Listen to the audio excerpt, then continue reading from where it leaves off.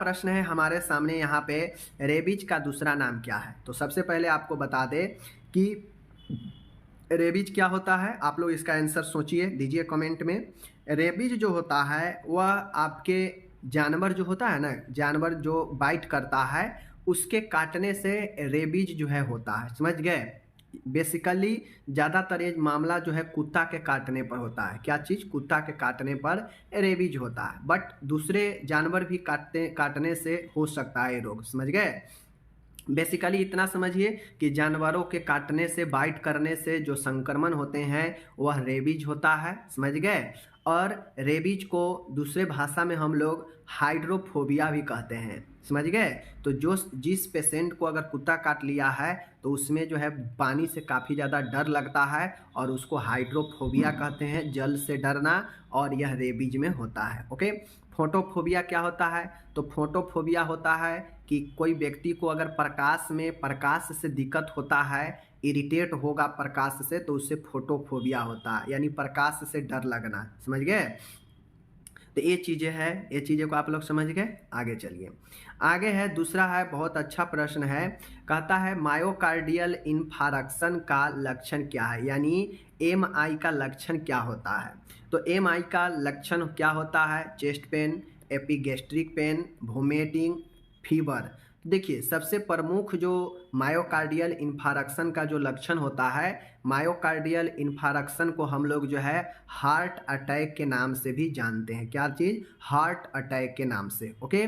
तो heart attack में व्यक्ति को छाती में दर्द होता है, चेस्ट पेन होता है। कभी कभी ये मामला जो है आपको एपिगैस्ट्रिक पेन भी हो सकता है। एपिगैस्ट्रिक पेन जो होता है वह आपके पेट से ऊपर और छाती के निचले भाग में जो है बीच में होता है दर्द, तो वह एपिगैस्ट्रिक पेन होता है। बाकी मायोकार्डियल इन्फारक्शन में वोमिटिंग नहीं, फीवर नहीं, समझ गए। तो ये चीज़ें ध्यान में रखिएगा। आगे है, हर्पीज जोस्टर में सर्वाधिक प्रभावित होती है। इनमें से सबसे ज़्यादा प्रभावित क्या होता है हर्पीज जोस्टर में? आप लोग को कमेंट करके बताना है कि हर्पीज जोस्टर जो है किस, हर्पीज जोस्टर के कारण क्या होता है। क्या लिंगामेंट को प्रभावित करता है? क्या मसल्स को प्रभावित करता है? क्या ये बोन को प्रभावित करता है? या फिर ये नर्व यानी तंत्रिका को प्रभावित करता है? तो हर्पीज जोस्टर में रेशे जो है बॉडी पर लाल लाल चकत्ते धब्बे बन जाते हैं, समझ गए। और यह स्किन से लेकर आपके नर्व को भी डैमेज करता है। तो इसमें अगर स्किन रहता तो स्किन होता, लेकिन यहाँ पे नर्व है तो सबसे ज़्यादा यह नर्व को प्रभावित करेगा। ओके। आगे है, चौथा प्रश्न है, शरीर में सबसे अधिक होने वाला फ्रैक्चर कौन सा फ्रैक्चर होता है? माय डियर, बॉडी में सबसे ज़्यादा जो फ्रैक्चर होता है कहाँ पे होता है? Radius fracture, pelvic fracture, clavicle fracture, spine fracture. तो आपको पता होना चाहिए बॉडी में सबसे ज़्यादा जो फ्रैक्चर होता है क्लेविकल फ्रैक्चर होता है। कौन सा? Clavicle fracture. ओके। और फ्रैक्चर मतलब क्या होता है? अस्थि भंग। ओके ना। आगे है, यहाँ पे देखिए आप लोग, रोगी जो लिथियम दवा ले रहा हो उसका सीरम लिथियम कितना स्तर होना चाहिए? सबसे पहले तो आपको ये पता होना चाहिए कि लिथियम दवा कब लेते हैं। तो लिथियम जो दवा होता है यह जो मानसिक रोग से पीड़ित होता है, खासकर मेनिया के जो मरीज होता है, मेनिया के मरीज को लिथियम ड्रग दिया जाता है, समझ गए। लिथियम ड्रग मेनिया वाले पेशेंट को दिया जाता है, जो यह एक मानसिक रोग है। अब चूँकि हमारे बॉडी में, ब्लड में भी बहुत सारे सीरम है, उसमें लिथियम भी पाया जाता है। तो लिथियम जो है, अगर कोई रोगी लिथियम दवा ले रहा है और तो उसका जो ब्लड का सीरम है लिथियम कितनी होनी चाहिए? तो इतना या फिर इतना या फिर इतना या फिर इतना। तो राइट आंसर है इसका 0.5 से लेकर 1.5 इक्विवेलेंट पर लीटर होनी चाहिए, समझ गए। इतना जो है आपको होनी चाहिए लिथियम स्तर। ओके। आगे है, जब रोगी को अपनी मानसिक बीमारी के बारे में ज्ञान न हो तो उसे क्या कहते हैं? एक मानसिक रोगी है जिसको यही नहीं पता है कि उसको क्या हुआ है, उसको अपने अंदर के चीज़ों, बीमारियों के बारे में ज्ञान नहीं है, ज्ञात नहीं है, यानी जानकारी नहीं है, नहीं समझ पा रहा है कि उसे मानसिक रोग है, तो फिर इसे क्या कहते हैं? क्या उसे डिसओरिएंटेशन कहते हैं, यानी भटकाव कहते हैं, या फिर लैक ऑफ इंसाइट, अंतर्दृष्टि का अभाव कहते हैं, या फिर अनकॉन्शियस मतलब बेहोशी की हालात, या फिर एकाग्रता की कमी, लैक ऑफ कंसंट्रेशन कहते हैं। तो जब रोगी को अपनी मानसिक बीमारी के बारे में ज्ञान न हो तो उससे हम लोग क्या कहते हैं, उसे लैक ऑफ इंसाइट कहते हैं। मतलब उसके अपने के अंदर की दृष्टि, अपने अंदर के चीज़ों के बारे में, हालातों के बारे में जो है उसको पता नहीं होता है, तो उसे अंतर्दृष्टि का अभाव होता है। मतलब वो अपने अंदर के चीज़ों को नहीं समझ पा रहा है। समझ गए। आगे है, कहता है नशीले पदार्थ को छोड़ देने पर मरीज में पाए जाने वाला लक्षण क्या होते हैं। माय डियर, जो व्यक्ति नशा के आदी होता है, अगर उससे अचानक आप कहिएगा या वो उससे नशा छुड़वाने का प्रयास कीजिएगा या वह व्यक्ति नशा छोड़ भी दिया हो तो उससे जो है समस्या होता है। समझ गए। समस्या क्या होता है, उससे व्यक्तित्व विकार, यौन विकार, स्नायु विकार, समझ गए, और मादक द्रव्यों का सेवन। तो जो व्यक्ति नशीले पदार्थों को छोड़ देने पर मरीज में जो लक्षण पाए जाते हैं वह ये पाया जाता है कि उसको जो है सब्सटेंस एब्यूज होने का जो है, मादक द्रव्यों का सेवन जो है करने का लक्षण जो है उसमें पाया जाता है। समझ गए। आगे है, बात को दोहराना क्या कहलाता है।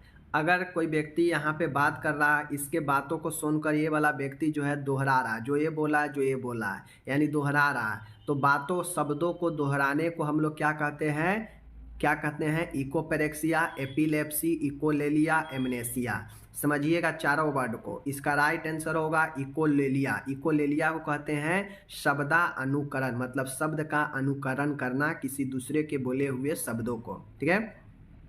इकोपेरेक्सिया होता है किसी दूसरे के हाव भाव को नकल करना, दूसरे के हाव भाव कामों को नकल करना। एपिलेप्सी होता है, ये जो होता है मिर्गी होता है, जो में जिससे मिर्गी कहते हैं एपिलेप्सी को, रहते रहते अचानक से फीटा जाना, दौरा पड़ना, मिर्गी।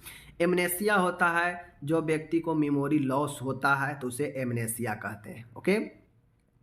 आगे है करवा, देख लीजिए, करवा में जेफाइन औषधि का उदाहरण है। कहता है करबामा, ठीक है ना, करबामा जेपिन, ठीक है, औषधि उदाहरण है। तो करमामा जेपिन जो औषधि उदाहरण है वह एंटी कोलिनर्जिक है, एंटी कन्वल्सिव है, एंटी एंजाइटी है, एंटी डिप्रेसिव है।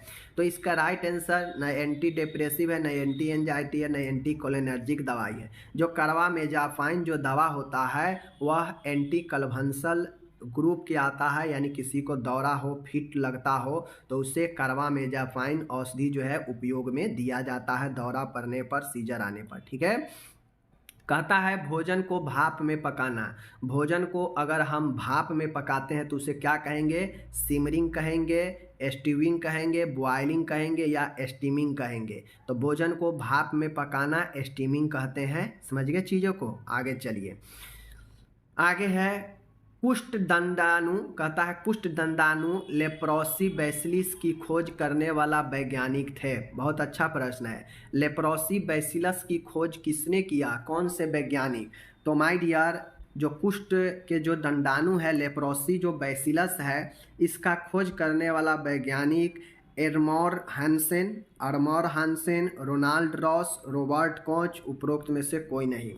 तो कुष्ठ दंडाणु लेप्रोसी बैसिलस के जो खोज किए थे वह आर्मोर हैंसन थे। कौन थे, आर्मोर हैंसन थे। ठीक है, याद रखिएगा। आगे है, इन्हीं के नाम पर, आर्मोर जो हान्सन है इन्हीं के नाम पर जो है हम लोग कुष्ठ रोग को हैंसेन रोग भी कहते हैं। समझ गए ना। पर्याप्त संतुलित आहार, सफिशिएंट डाइट को निर्धारित करते समय ध्यान रखना चाहिए। मतलब ऐसा आहार जिसमें संतुलित मात्रा में जो है आपका पर्याप्त मात्रा में सभी चीज़ें हो, वही संतुलित आहार होता है। तो इसमें क्या ध्यान रखना चाहिए निर्धारित करते समय, रोगी की आयु व लिंग ध्यान में रखना चाहिए। भोजन के स्वाद, मसाले और मिर्च मिलाने चाहिए, उपरोक्त में से कोई नहीं। तो सबसे पहले संतुलित आहार में तो मसाले मिर्च नहीं होगा, भोजन के स्वाद का ये भी नहीं होगा। ध्यान रखा जाएगा रोगी के आयु क्या है, उसका लिंग किस प्रकार का है, स्त्री है पुरुष है, और ये ध्यान में रखते हुए उसका संतुलित आहार निर्धारित किया जाएगा। ओके। आगे है 13 है कुष्ठ रोग लेप्रोसी उत्पन्न करने वाले जीवाणु के क्या नाम है। लेप्रोसी किस बैक्टीरिया के कारण होता है। तो माय डियर, लेप्रोसी जो होता है वह माइकोबैक्टीरियम लेप्राई के कारण या माइकोप्लाज्मा के कारण या माइकोबैक्टीरियम ट्यूबरकल के कारण। तो माय डियर, कुष्ठ रोग लेप्रोसी जो होता है वह माइकोबैक्टीरियम लेप्राई के कारण होता है। समझ रहे हैं ना, माइकोबैक्टीरियम लेप्राई के कारण होता है। ओके, आगे चलते हैं। कहता है आगे, नेक्स्ट प्रश्न है यहाँ पे आपके सामने, क्या कहता है? प्रकाश को नापा जाता है, प्रकाश को किस यूनिट में मापा जाता है? कैलोरी है, फुट कैंडला है, ठीक है, डेसिबल है, हर्ज है। तो आपको जानना चाहिए, हर्ज को फ्रीक्वेंसी जो होता है आवृत्ति को हर्ज में मापते हैं। डेसिबल यह ध्वनि के लिए है, समझ गए, ध्वनि के लिए आता है। फुट कैंडला है, प्रकाश को मापते हैं। कैलोरी ऊष्मा का मापक है, ठीक है। ये सब चीज़ें ध्यान में रखना है। ओके, आगे है, नेक्स्ट प्रश्न है, हड्डी के निर्माण के लिए आवश्यक तत्व कौन होता है? माय डियर, हड्डी के निर्माण के लिए जो ऑप्शन है, calcium, iron, vitamin C, vitamin D, calcium व विटामिन, ठीक है।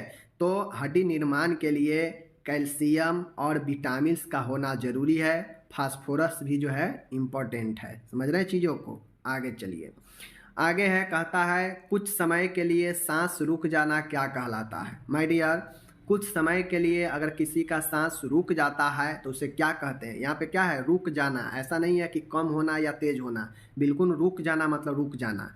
एपनिया है, ठीक है, डिस्पेनिया है, डिस्प्लेसिया है, साइनोसिस है। साइनोसिस का मतलब होता है कि शरीर में ऑक्सीजन का कम होना, जिससे बॉडी जो है नीला पड़ने लगता है, तो ये साइनोसिस होता है, ठीक है।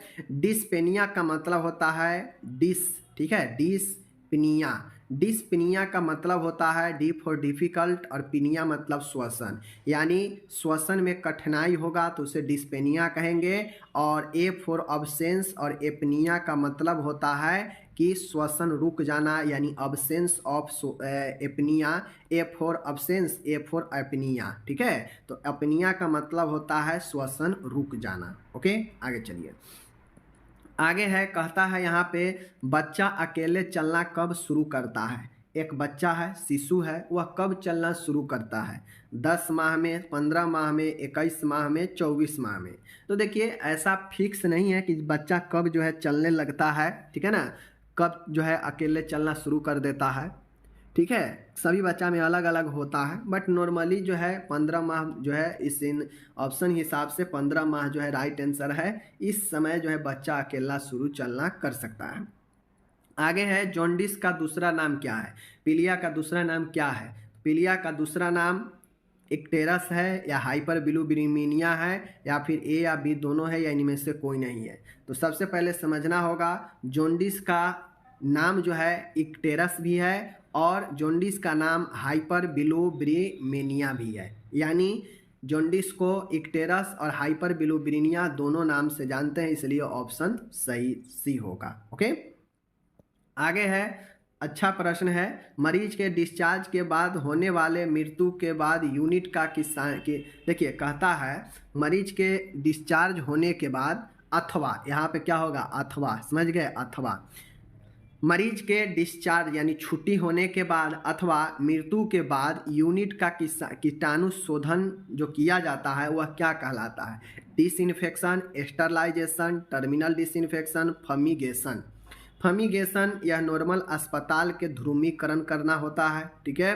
टर्मिनल डिसइंफेक्शन का मतलब होता है जो पेशेंट बेड छोड़ चुका है या वह घर डिस्चार्ज होकर चला गया हो या फिर डेथ हो गया हो, उस कंडीशन में बेड खाली हो जाता है, तो उस दौरान जो है बेड को विसंक्रमण किया जाता है, कीटाणु नाशन किया जाता है, वह टर्मिनल डिसइंफेक्शन होता है। समझ गए?